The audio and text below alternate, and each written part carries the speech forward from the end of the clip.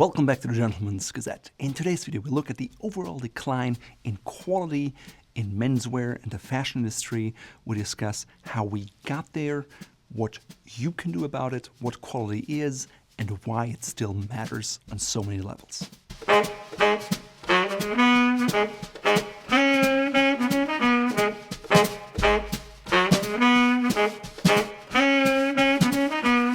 For a close lover myself, it has been hard, though not always obvious, to see the slow decline of quality from famous menswear brands. And it's not just limited to menswear, but to other areas of consumer goods as well. So why are the average clothes today of less high quality than they were maybe 40 or 50 years ago? The answer is complicated and manifold, but it involves elements such as change in consumer tastes, free trade agreements, and the popularization of artificial fibers. It also involves the mass offshoring of manufacturing, discounting as a marketing strategy, and the creation of the internet. Of course, the constant pressure of shareholder profits paired with price targeting and an increase in seasons, we see a decline in quality overall. We could also mention the throwaway culture or many other influences. It's not just one thing, but it's a compilation of everything. The short answer could be the market has replied to the different demands of the consumer. And so no one is really to blame, and at the same time, everyone is. To really understand the deeper issue, it is essential to understand how we got to where we are today. So let's take a brief look at the history. Even though the last 30 years have seen an acceleration in the decline of quality, if you take a look at history, it dates further back and starts in the mid-19th century. Before the Industrial Revolution, fabrics were mainly made out of natural materials. Fabric was a rare good that existed in limited quantities. It was all made by hand, and the clothes were made by hand as well. Labor was of course cheap, so a majority of the price in a garment was comprised of the fabric. If you think about it, you had to get a pure fiber that was then hand spun into a yarn, which was then hand woven. Now you just had the fabric and you had to make the fabric into clothes. But because there were no factories and machines, it was done by a tailor by hand. So this apparent resource intensity of clothing made it in general rather expensive. Because of that, only rich people could afford more than the mere necessities of clothing. And of course, if we go back and look at paintings of people, typically they were rich people, and so there were lots of nice fancy clothes. Not sure if the dogs were wearing fancy clothes though. After the Industrial Revolution, mass production of thread, fabric, and clothing helped to slowly but surely bring down the cost of clothing to the average person. Materials were still somewhat limited as to what could be harvested. Fabric finishing processes and the whole factory manufacturing process wasn't as refined and efficient as it is today, where sometimes things are vertically integrated and you can produce a top quality fabric at a really low price compared to what was possible 100 years ago. So even though efficiencies increased and manufacturing costs went down, the material cost was still relatively high. It wasn't until the 20th century that man-made fibers were really popularized. In 1910, rayon was probably the first artificial fiber that was widely recognized. Finally, the market now had a better grip on handling the cost of manufacturing production, but also the materials that went into clothing. Of course, 2 world wars were on top of mind for many people and the resources. And so it wasn't until after World War II that optimized manufacturing had a big impact on the clothing market. In 1940, the daily attire for men consisted of a suit. At the time, the cost of clothing for men was higher than for women. At the same time, men required less variety, and therefore the cost was about the same. On top of that, clothes were also worn for much longer, so that was easier on the wallet. The average price for a suit back then was about $50, which in today's money would be around $917. That's just the average. Of course, you can buy suits today that are a lot more expensive, but you can also find suits south of $100 in this day and age. Most of the clothing Joe Average wore was produced in the US, and Americans spent 12% of their household income on clothing. Shopping was mostly local or maybe used a catalog, but it was mostly focused on what was immediately available around you. At this time, a man bought a suit on average at about every 24 months. So in a nutshell, during the middle of the 20th century, men owned fewer clothes, they spent more on those clothes relatively to their income, and they wouldn't buy new ones as often as we do today.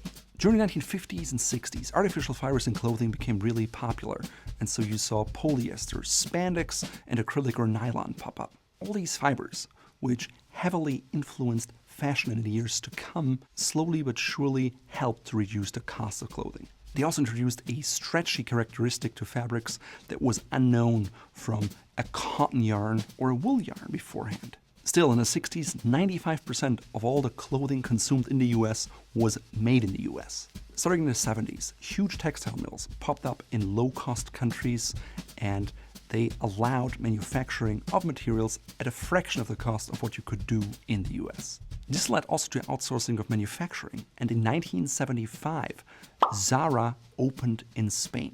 At a core, it offered low-priced lookalikes of higher-end fashion brands. In other words, the common man was now able to afford something that looked like what the rich people wore, just for less. This concept was really popular, but Zara kept innovating, lowering lead times and reacting more quickly to changing fashion trends. Basically, what we had here was fast fashion emerging for the first time.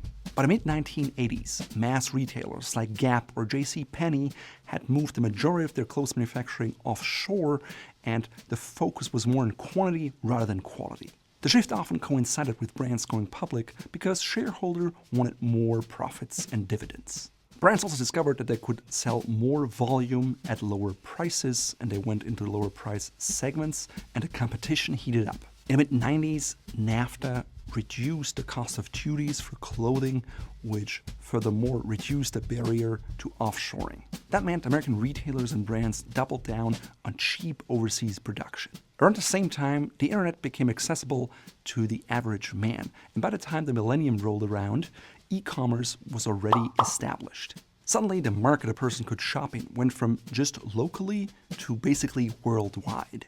New brands popped up, which sold their goods directly to the consumer, thus cutting out the middleman and reducing costs. Classic haberdasheries and menswear purveyors had often difficulties keeping up with the changing times. Traditional retailers started to realize that most of the time they would only have 2 to 3 months for their fall, winter, and spring, summer stock to lay on the shelves before it had to be heavily discounted. So they came up with the concept of a resort season and a pre-fall season, which could be sold for longer periods of time. Now that meant an even quicker pace, a higher turnaround, and even less of a focus on quality. Now, today, the average person in the US just spends about 3% of their available income on clothing, which is the lowest it has ever been.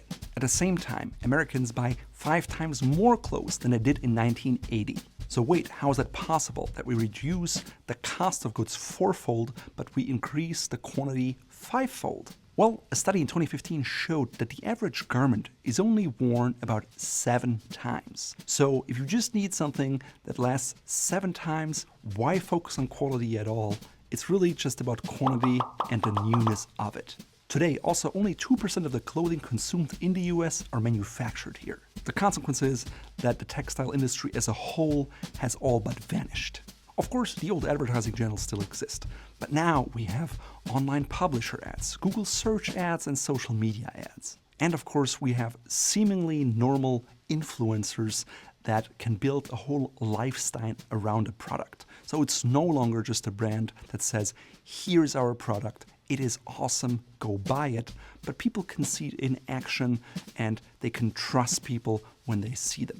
Or so they think. On the flip side, there are still many brands such as Brooks Brothers or Ralph Lauren who benefit from the perception that they sell only high quality goods, but even they have been part of the race to lower the quality. We've already seen this happening with brands such as Abercrombie & Fitch, which started out originally as a supplier of sturdy sporting and hunting outfits. In the US, it hasn't been considered a serious clothing brand since the 90s, when the focus had shifted to teenagers and t-shirts. Today, it's synonymous with a washed-up teen-style trend machine that sells overpriced t-shirts, bold colognes, and has borderline pornographic ad campaigns.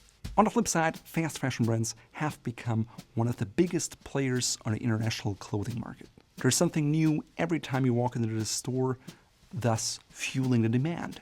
In summary, today most consumers spend less than their grandparents did. Yes, they buy a lot more than they did. As consumers as a whole, we're now hooked on low prices and a constant influx of new styles and clothes. The inevitable result is that retailers or brands produce what they can sell. And if they can sell more cheap stuff where quality doesn't matter, that's exactly what they're going to do. Overall, one could argue that the clothes industry is in a pretty sorry state. And as a clothes horse and quality lover like myself, that is a hard pill to swallow. So does it mean that quality today is dead? Personally, I firmly believe it isn't. So first of all, what exactly is quality? Essentially, quality is the standard of something that is higher compared to other goods of the same kind, or the degree of excellence of something. So in short, it's something that is thought through to a better degree, that is manufactured in a smarter, more purposeful way, that uses more high-quality ingredients, and that is something that outlasts other things of a similar nature. For example, a very thin pair of fine dress socks, which are made of a high-quality 2-ply cotton with a long staple length, will probably not last as long as your white pair of tennis socks, which is made out of a blend of single-ply, short-stable cotton and artificial fibers. So why is that? Well, because the tennis sock is simply much, much thicker. Does the fine dress sock feel better on your skin? Will it be more breathable? Will you overheat less and will it look better? Absolutely, but it won't last as long. You always have to compare apples to apples. So for socks, if you have two socks made of the same thickness, the one pair that is made out of 2-ply long stable cotton will outlast the single-ply short stable cotton one for sure. In fact, cheap cotton is so bad that you couldn't even make really fine thin dress socks with it because they just wouldn't last at all. To learn more about the differences in socks, please check out this video here. In today's marketplace, the term quality is often misused. Why? Well, stores have realized if they mention quality, they're more likely to get the sale. In my mind, it's crazy that it works so easily without even asking why. Why is something quality and why does it matter? This is something we love to do at Gentleman's Gazette. And we put it into practice in our video series, Is It Worth It?, where we review iconic products of often high prices and see if they're really worth your money or not. Even though the market in general seems to be moving in a direction of more, cheaper, and faster, the internet has allowed like-minded peers to connect, and personally, I find that there has been a resurgence in quality of smaller, very focused brands who truly believe in higher-end goods. These individuals don't just believe in quality, but also in a purposefully built wardrobe. You can start with a small capsule wardrobe, and we'll talk more about that here.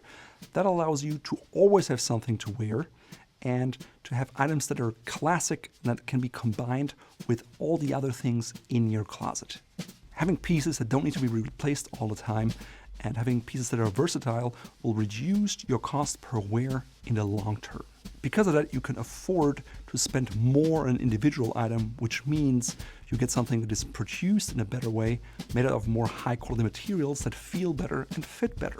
It's also less likely to go out of style, and it is environmentally a lot more responsible and sustainable and eco-friendly. How so? By choosing a timeless wardrobe that has to be replaced less often, you are by definition more green, ecologically responsible, and sustainable.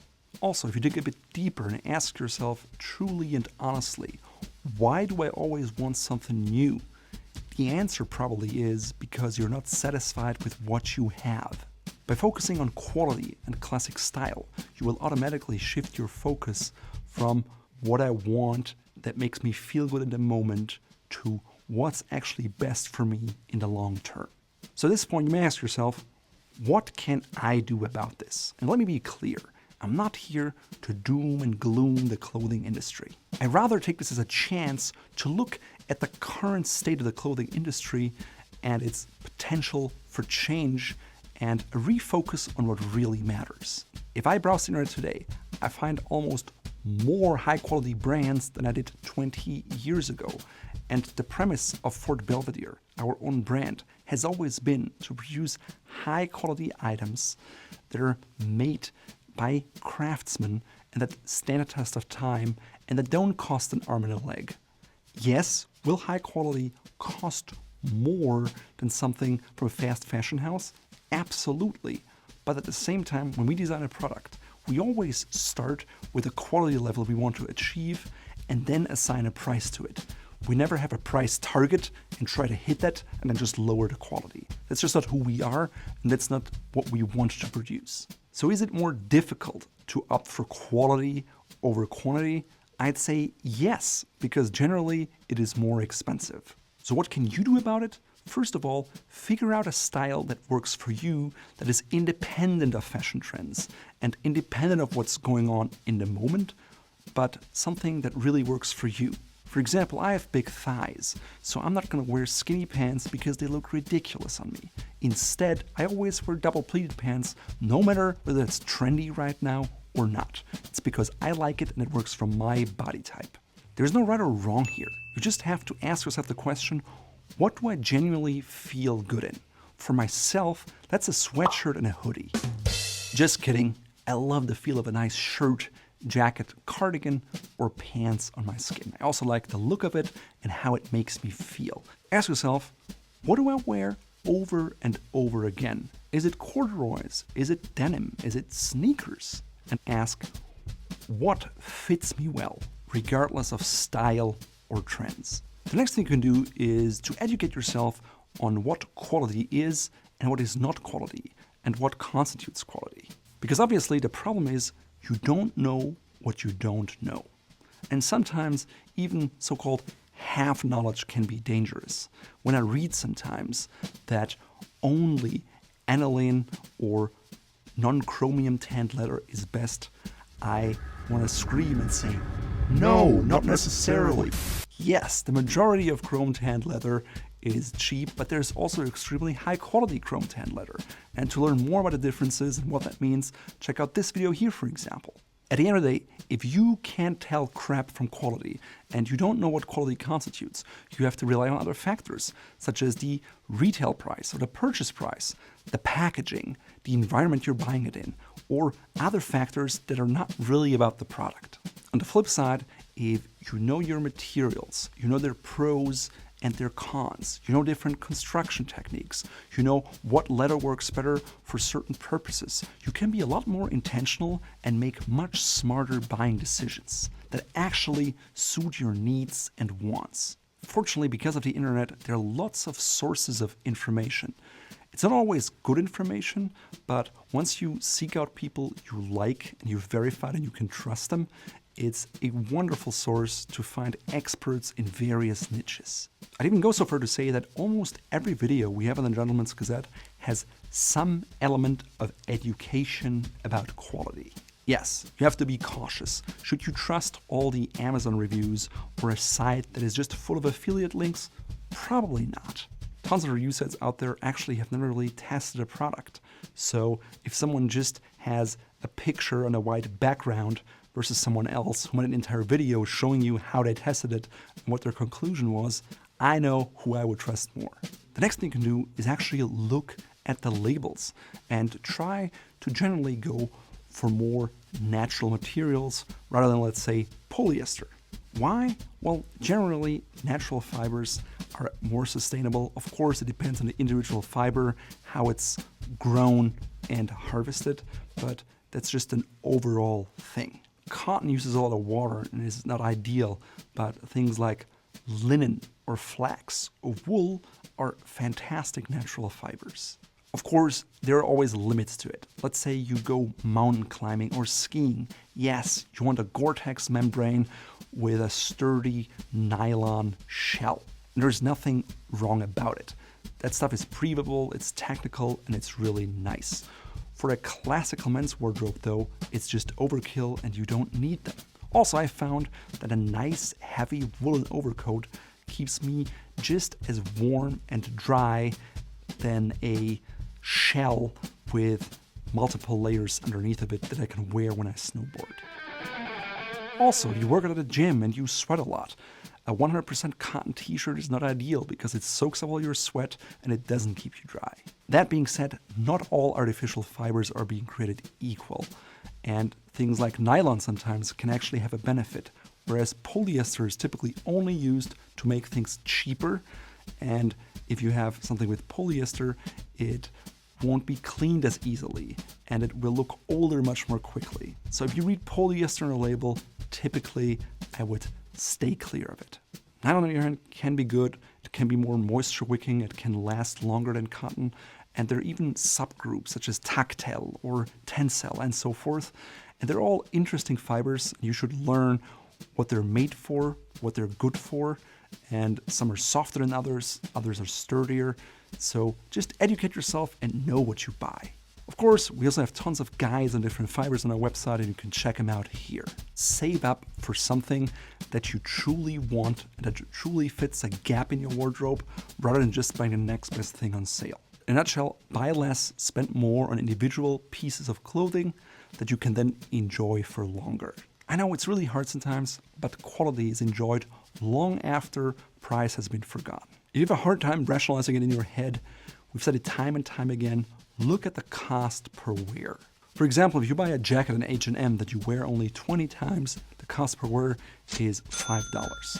On the flip side, if you buy a high quality jacket for $1,500, but you wear it about once a week for 10 years, now your cost is just $2.88 per wear. Obviously, that's an extreme example, but I hope you get the point. Also, when you buy something, don't just necessarily look at the quality of the product, but look at the quality of the education that comes with it. Look at the quality of the customer service. For example, we work a lot with natural materials, and sometimes a fine leather skin will rip, and we understand that, but we also know that it generally doesn't, and if it happens, we'll just replace the thing for the customer. And if we do things wrong, we're there for them, and we stand behind our products because we believe in them. That's not necessarily something you get when you just buy at the next best platform. Now, the big question I always get is, well, what can I do if I want to buy quality, but I can't afford it? And again, I said it, you can save up for it. And if that's not an option, or if it's just not within your budget, that's okay. If you're a regular viewer of the Gentleman's Gazette, you already know that we're big fans of quality vintage clothing, and you can go that route. I have numerous videos that show you step by step on how you can find an outfit that works for you on a budget. It's really a great way to start a quality-inspired mindset, and that's the way I started my journey in classic menswear. It was all vintage. And even today, I still enjoy buying vintage things because I believe in the sense of it and in quality. And if I buy something that's already produced, I'm not utilizing additional resources just to make it new. Of course, the problem is sometimes the most sought-after vintage items are only available once, and stuff you don't want is available over and over again. In my case, I try to instill this quality mindset in my daughter, and I start her young. She loves to wear cardigans just like I do, for example. Last but not least, one thing you can always do is to take care of your existing clothes because they will elongate their lifespan. Whether that's just letting your shoes rest and not wear them every day, or brushing out your clothes. There's lots of little things that you can do to maintain your wardrobe, and we have an entire series on how to do that on our website. In today's video, I'm wearing a vintage tweed-like jacket made of 100% wool in a medium gray diagonal stripe. It has nice flat patch pockets and a few additional details such as pleats in the back. I bought it vintage for a few bucks, just like my pair of pants, which is from Ralph Lauren, and it's made out of cotton and has this kind of fine brown two-tone herringbone-like structure. My white shirt is a classic, so I had it custom made for me out of a nice fabric, so it will last for years to come. My tie is a mohair wool and silk grenadine from Fort Belvedere that is untipped. It's super soft and very different than your typical striped silk tie. My pocket square picks up the burgundy red of my tie and has blue, pink, and green paisleys. It's a silk and wool blend from Fort Belvedere, and I like it because it's not shiny as silk, and it works well with the matte tie, shirt, and jacket. Likewise, to get on that color scheme, I wore a pair of burgundy and white Fort Belvedere over-the-calf socks. They contrast with the pants as well as the blue suede boots, which have red shoelaces, which again works well with the tie I'm wearing.